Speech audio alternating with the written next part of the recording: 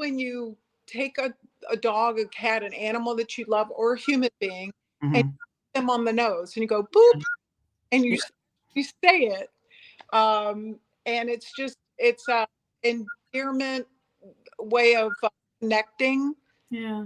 to your beautiful animals or your kid or whoever you're booping with. I actually have.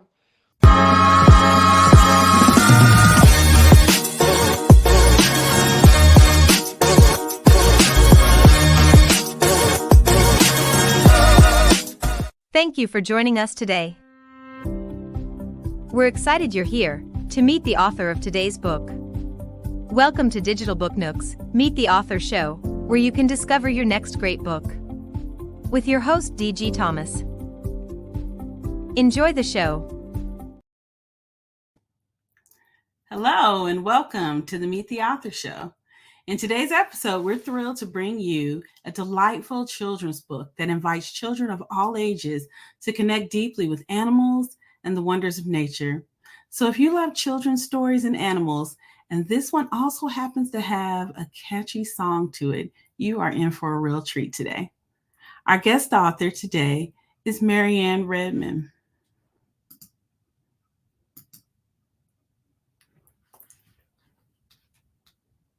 The author of Boopable.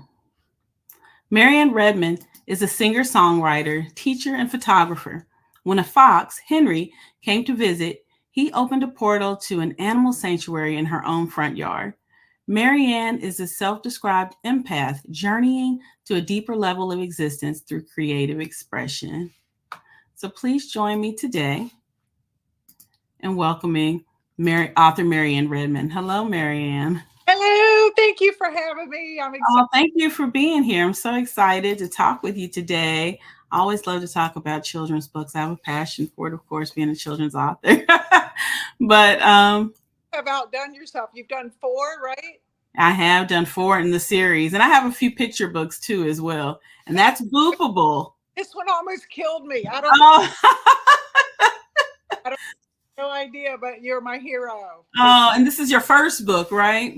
Oh yes, Oh, I want to do one more. I have one more story in me right now, but mhm.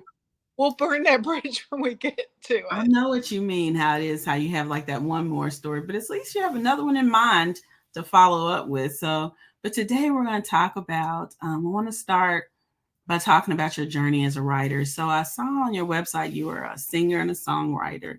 So what made you decide to make the transition over to writing a children's book?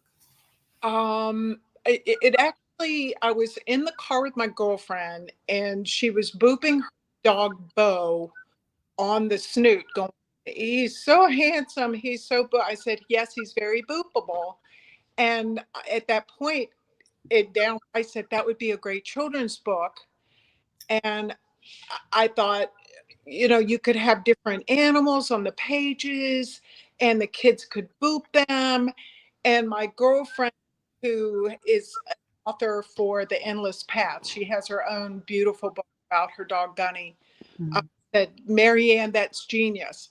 No one, I should say, that is a very rare statement for me to hear. So I took that, came home, and Googled, "How do I write a children's book?" Cool. And it basically said, if I wrap it all up, extra points if you rhyme. So I started Mhm. thinking about like which animals would have the best rhyme and how I could connect the children to nature the way I've been connected. You mentioned Henri in Mhm. the introduction, and he was this little fox that walked up to me in 2018, scared me to pieces. He came Oh, away from me. I'm like, "Oh my gosh, is he rabid? He's a wild thing. What's he doing?" wow. He was here to teach me that we're all connected, Yeah. where he would visit for years. He just transitioned last September and stopped coming. Oh, He got old and passed, but he has brought many more foxes around, and his kid that looks just like him that visit. oh my goodness. I feel a little bit like a Disney character, but I've been in bands for so long, my foul mouth won't allow me to be accepted into that club. Oh. But that idea downloaded, and I just ran with it. Uh, I did have a psychic reading with a guy named Justin Terry, who at one point said, he got really quiet. He goes, "Are you doing a children's book?" He said, "Eva Cassidy is here. I don't know if you've heard of her. She was a singer friend that passed from melanoma, but No. best voices on the planet. She's huge overseas." But he said, she says that the children's book is her idea. So in the book, I said during a psychic reading, Eva Cassidy assured me this was her idea. So I, Oh, okay. So she on your dedication page? uh, it takes a village. Kathy Moore Wilson did the illustrations that Mm-hmm. were cool. And a year before she asked she could do an illustration of one of my foxes that I photographed in the front yard, and it was so beautiful. When Mm. I downloaded into my ideas, I was just like, oh, she was the first person that I asked, and she agreed. So the illustrations are just off the chain. They're so beautiful, Oh. and she was wonderful to work with. So yeah, it's been a journey. Yeah, It's that's amazing. The connection with Henri the fox, and was he an adult fox or a baby fox when he came to you? When he first walked up, he was about 6 months old, I would guess. He Yeah, was, yeah. but if you go to my Facebook, Instagram, there's so many foxes. They Yeah. visit. He got chased off by another fox, which I call Jacques. And Jacques actually brought his kits to the front yard to run around with, Mhm. sit on the sideline like a lifeguard, watching these little fur balls dart to and fro. I mean, it's magic out there in my front yard. It's just Yeah. That's amazing. So I listened on your website. You have a link to your video that's on YouTube with the song "Boopable" on it, and I do love the rhyme. It's so cute. I love rhyme as well. So, it's adorable. And I thought to myself as I'm listening, I'm like, what is "Boopable"? Like I'm thinking the bop on the nose, but I wasn't really sure. So that's my next question. So like, what is "Boopable"? And I hear how you already explained like how you got the title like from your friend, but like my what does that mean to you, like boopable? What does that mean? my girlfriend, who is not, she doesn't have animals and whatnot, but she Mm. is uh the reason that I do photography calendars every year, and she's a brilliant graphic designer. And she's like, "Well, you're going to have to put a definition of boop in there because boopable." I'm like, everybody knows. What do you mean that boopable is? And so, boop is when you take a dog, a cat, an animal that you love, or a human being, and Mhm. you them on the nose, and you go boop, and Yeah, you say it. And it's a endearment way of connecting yeah. to your beautiful animals or your kid or whoever you're booping with. I actually have on my TikTok page, I did videos with my dog booping the pages. I, Oh. I had to improvise because I don't have children of my own. So you Yeah, just get sport dogs. You make things yeah. different. That's funny because I do that to my cat, but I never really knew what I called it. I just like, What or actually, sometimes I just grab his little face. He loves that too. But I'm what just, what kind of cat do you have? he's a tabby, a gray tabby, but he's a big boy. He's sitting here. Oh no, he left. He was sitting next to me. What, Theo, that's his name. very, Yeah. It's oh, it's funny, it's Theo, but sometimes I'll call him Theodore. Theodore. Yeah, Yeah. love you. Cats, two dogs, and countless animals out front. So Yeah, yeah. So what let me see. So all right. So what was kind of a two-part question? What was your favorite part about writing this story? And what was your most challenging part about writing this story? um, anytime I believe you get like in the creative zone where you were, oh gosh, I'm not saying this very well. My husband's coming down the stairs right now. He's supposed to, we kind of stay out of the room. Rick Rubens wrote this book called The Creative Mind. Mm-hmm. And I guess the point of that is that you basically are not creating this. It's almost like you're downloading from a muse. Mm-hmm. And when you're just being your creative self. So um, that's when I'm happiest, is when I'm creating and thinking about putting things together. The most arduous part of writing a self-published book is the first self-publishing people that I dealt with. It was like, clear, boom, is anybody there? No one would get. Mm-hmm. And I basically ended up switching over to Author House because they were just so much more accommodating and, working with me instead of feeling like I'm just dragging somebody along behind me to get this thing done. Right. But it's sort of the same with music as well, getting your record or your CDs, and back in the day CDs. Yeah. Now they're EPs Yeah. and Mm-hmm. just kind of thing. But that's where my love is. God help me, because if I were a computer person, I would be so broke. I'd be Uber right now. Trying to make a living for price. So yeah, but Yeah.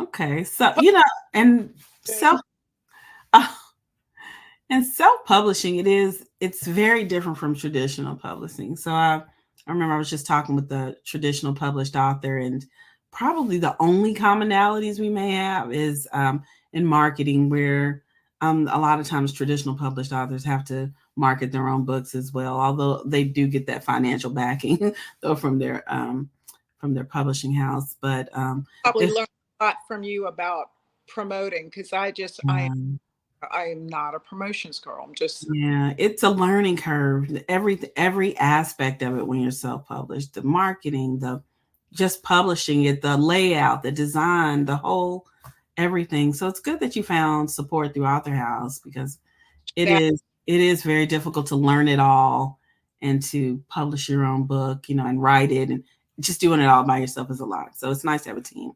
Well, I had Lena Markley, who was my graphic artist, and Kathy Moore Wilson. So, and my husband, Mike McDermott. Yeah, I definitely, it was a group effort. It wasn't just, my idea came yeah, to fruition because of my hard work. It took everybody around me to help support me through all that, because it wouldn't have happened without each and every yeah. special people lifting heavily. I know. So yeah, and that's great to have that support. I want to talk a little bit about the song. So you have a really unique piece to your book, having that the video. It's really colorful and fun with the animals and all that, and the rhyming words in the song. Now, are all those the lyrics directly from the book, or is it? They are the book, and I did omit the elephant just because we needed to keep it at a 3-minute swath Mhm. for the animation. The woman that did the illustrations, she's also an animator, but she turned me on previously to an animator named Corey Kerr, who did an original video of my music, a song called "Be Mine," and his technique and artwork is so edgy, and he made the guy band look amazing. We all Yeah. look like superheroes in this video, but very edgy. And so when we had the idea to create an animation and have all these animals come to life and have it fun, and kids can dance to it, basically Corey worked with the animator, because they were friends, Kathy Moore Wilson, and create this beautiful. I wrote the music. I heard the drum beat. I thought about Mambo Number 5 and Single Ladies, and I'm like, that's what I want. That. Yeah. And so I asked my drummer over, and he did a MIDI track for me, and we sent it off to some producers who helped create the track with my vocal on it and the melody line, and Yeah. then from there, I had some kids come over that did the rap part in the middle. And Yeah. they're adorable. So yeah, it's a very creative time, a lot of fun, a lot of work. Yeah. It's here. It's a little bit like, now what? You know, do you get the same feeling after you're done with the project? Um, yeah, so but of course my passion is also marketing. So figuring out how I can get that out, which is what I want to talk to you a little bit about with your book, and the song. I don't know if you consider doing, or if you've already started doing school visits, but that is a great video to play and song to have the kids, sing along with for a school visit. Yeah. I I got invited to the kindergarten class here in Great Falls, Virginia, Yeah. and it was so much fun. It was just so much fun. I got to read to the kids. Yes. And then afterwards, they put up the smart board and they played the video and all Mhm. at the end. Yes. It was it was so. Oh, I It got is. Isn't it just the most wonderful? I love going into the schools. I don't go as much as I would love to, and I'm still trying to go into more schools. But it is the most wonderful feeling to share your story with the kids, to see their reactions and all that. Yeah, I do. I think that's probably one of the best parts about being a children's author. so much fun. That was so much. I hope to do more of that. I'm not sure how you get that gig, but Yeah. call me if you're out there and you want me. Yeah. Okay. Exactly. Right. All right. So, speaking of, so what are you hoping readers of the story get from your story? Um, Initially, I just wanted people to connect with nature more. I think that as human beings, we forget that we're also animals. We're made out of the same material as everything else on the planet, and we're all connected. So that was the overall story. But then there was also the part at the end of the mirror. Guess who's the most beautiful Boopable of all? And to do a mirror in a book was like you have to go to China or someplace else and spend so much money to get a special order book. So instead of, I had my illustrator put together a woman of color and her daughter, but Yeah. I wanted a gay couple in there. I wanted something inclusive Right. Right. so that, it's not just we're all beautiful and we're all Mhm. equal and Right. deserve to be loved and worthy. And so that was the overall umbrella of the book. Oh, that's wonderful. Such a wonderful message. And I love the message of inclusiveness. Do you have any advice?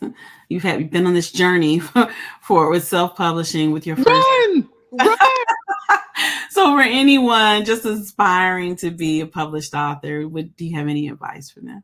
Um, I think my advice is that you don't need my advice. If you're going to do a book, you have to do it. It's like a song. Any creative people, it's like that's what makes them happy. And Exactly. the creative mind book that I've been reading lately, he's like, it's not your job to create something for something. You create what you want to create, and then the art itself will speak to some people, may not speak to other people, but don't try to manipulate it to. So that's his words to me that I took from that. But so that's the one thing. Do what you love, follow your bliss. um, I think that only makes all of us more authentic, and just be true to yourself. Be, honest with yourself. If you suck, just it's okay. If you still love doing it, get a little better each time and keep working on it. It's okay.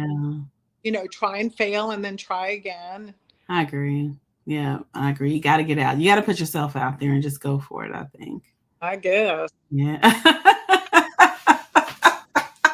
What she said. What she said.